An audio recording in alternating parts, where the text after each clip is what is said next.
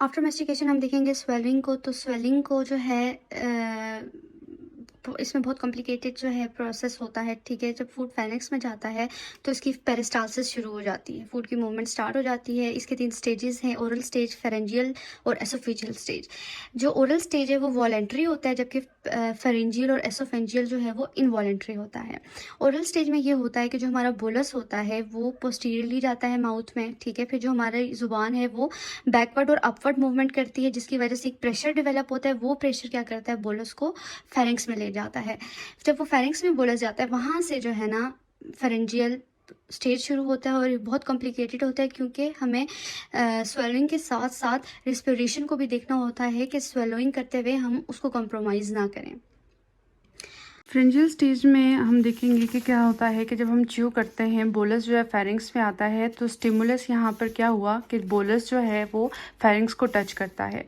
फिर इसको जब बोलस फेरिंक्स को टच करता है तो यहाँ पर स्टिमुलस फ्रिंजियल स्टेज में हम देखेंगे कि क्या होता है कि जब हम च्यू करते हैं, बोलस जो है फेरिंक्स में आता है, तो स्टिमुलस यहाँ पर क्या हुआ कि बोलस जो है वो फेरिंक्स को टच करता है। फ्रिंजियल स्टेज में देखेंगे तो जैसे कि हमने खाना च्यू किया, च्यू करने के बाद बोलस जो है वो फेरिंक्स में जाएगा और बोलस जो है फेरिंक्स को टच करेगा। तो हमारे पास स्टिमुलस क्या हुआ कि बोलस जो है वो फेरिंक्स को टच कर रहा है और इसको रिसीव कौन कर रहा है, तो जो फेरिंक्स के ऊपर ओपनिंग्स होती हैं या फिर टॉन्सिलर पिलर्स के ऊपर भी होती हैं, एपिथेलियल रिसेप्टिव एरिया, वो इन स्टिमुलस को रिसीव करती है। ये एफरेंट्स जो ब्रेन स्टेम में जा रही है, कौन सी एफरेंट्स होंगी? ये एफरेंट्स जो हैं वो हमारे पास सेंसरी नर्व्स होंगी, ट्राइजेमिनल और ग्लोसोफेरेंजियल की।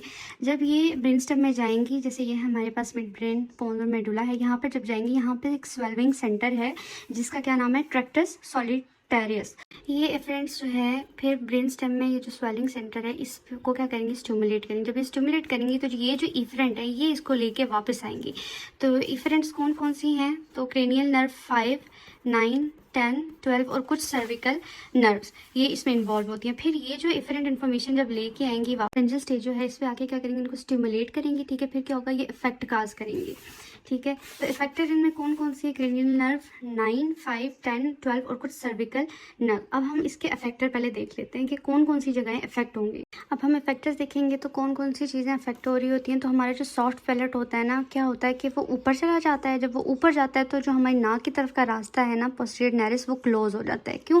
क्योंकि स्वेलिंग के दौरान ना हमारी रिस्पायरेशन भी हो रही होती है और हमने खाना स्वेलो भी करना होता है। तो अगर ये नैरिस जो ये ओपनिंग है नाक की तरफ की, अगर ये बंद नहीं होती तो खाना नाक की तरफ भी जा सकता है। दूसरा इफेक्ट क्या है कि जो प्लेटोफरेंजियल फोल्ड्स हैं, ठीक है, ये फोल्ड्स जो हैं ये वैसे तो दूर होते हैं लेकिन ये ना ये क्लोज हो जाते हैं, ठीक है, और ये स्लिट बना देते हैं। उस स्लिट का क्या फ़ायदा होता है कि जो बोलस है ना वो एसोफेगस में जाता है सीधा, ठीक है, कहीं भी ट्रैकिया या लैरिंक्स में नहीं जाता। तो फिर जो स्लिट का क्या काम होता है कि ये सिर्फ जो मेस्टिकेटेड फूड है ना ये सिर्फ उसको ही पास करती है। तीसरी चीज़ हमारे पास आ जाती है वोकल कॉर्ड्स। तो वोकल कॉर्ड्स भी जो है वो क्या करते हैं, एक दूसरे के करीब आ जाते हैं, ठीक है। जब करीब आते हैं क्या होता है, लैरिंक्स ऊपर जाता है तो एपिग्लॉटिस जो है ना उसको कवर कर लेता है। तो इस तरह ये होता है कि जो एसोफेगस है उसकी ट्यूब खुल जाती है और ईजीली जो है ना बोलस पास हो जाता है।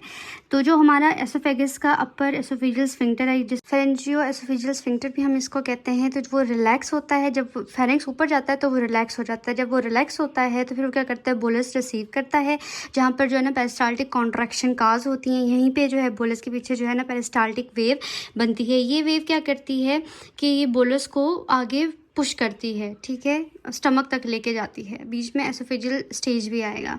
स्वेलिंग में बस हम लोगों को पता होना चाहिए कि कितनी सेकंड्स में होती है। तो 6 सेकंड में स्वेलिंग का प्रोसेस हो जाता है। इसके 3 स्टेजेस हैं, एक वॉलेंट्री है ओरल, बाकी 2 फेरेंजियल और एसोफेजियल जो है वो इनवॉलेंट्री है। फेरेंजियल में क्या होता है, स्टिमुलस स्टिमुलस कहाँ आता है और उसको रिसीव कौन कर रहा होता है, एफरेंट्स, इफरेंट, सेंटर, इफेक्ट और इफेक्टर के बारे में पता होना चाहिए। इसमें हमने क्या चीज़ वाली पहली चीज़ ये पढ़ी कि सॉफ्ट पैलेट ऊपर चले जाते हैं, ठीक है।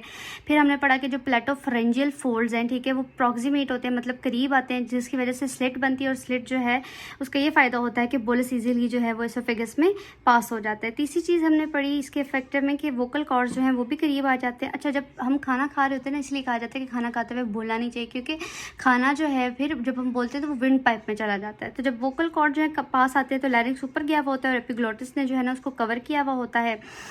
और फिर जो हमारा पेरिस्टाल्टिक वेव है जो वो अपर एसोफेजियल स्फिंक्टर के रिलैक्स होने की वजह से जो है बनना शुरू होती है, वो बोलस को जो है ना नीचे की तरफ धकेल रही होती है। अच्छा, इस दौरान ये जो हम स्वेलिंग का प्रोसेस कर रहे होते हैं ना, तो हम रिस्पायरेशन जो है ना उसकी इनहिबिशन हो जाती है कि स्वेलो करते हुए हम सांस नहीं ले सकते।